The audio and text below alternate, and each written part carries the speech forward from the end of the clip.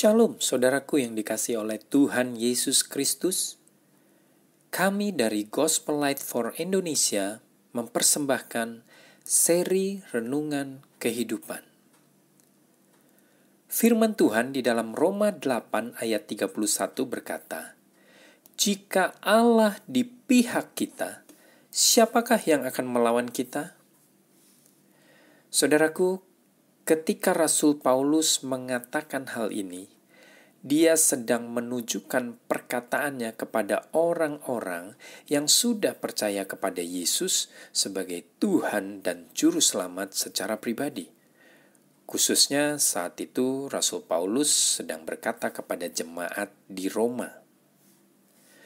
Saudaraku, kita bersyukur karena sejak kita percaya kepada Yesus sebagai Tuhan dan Juru Selamat pribadi, kita punya Allah yang berada di pihak kita.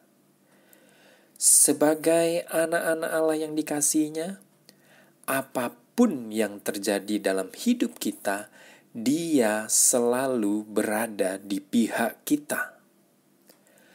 Lalu mungkin ada yang bertanya, bagaimana jika kita mengalami kegagalan atau ketika kita jatuh di dalam dosa? Apakah Allah tetap di pihak kita, bersama kita? Jawabannya adalah ya, Dia tetap di pihak kita. Dia tetap bersama kita dan tidak pernah sekalipun Dia membiarkan dan meninggalkan kita. Kenapa?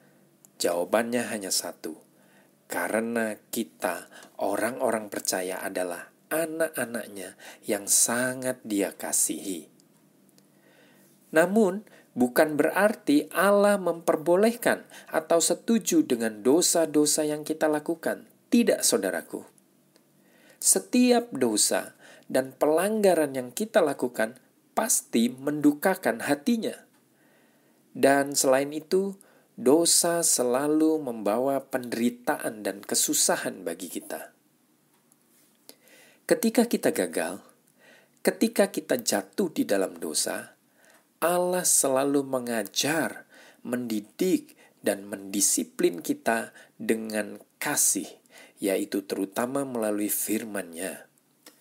Sama seperti seorang ayah yang mengajar, mendidik, dan mendisiplin anaknya ketika anaknya nakal, itulah yang Allah Bapa lakukan terhadap kita anak-anaknya sampai kita benar-benar menyadari dan akhirnya bertobat kembali.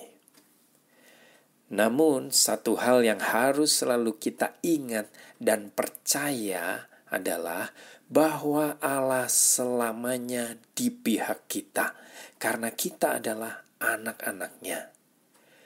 Dia selalu di pihak kita, menyertai kita, memimpin hidup kita, menjaga kita, melindungi kita, memelihara hidup kita dengan sempurna sampai selamanya.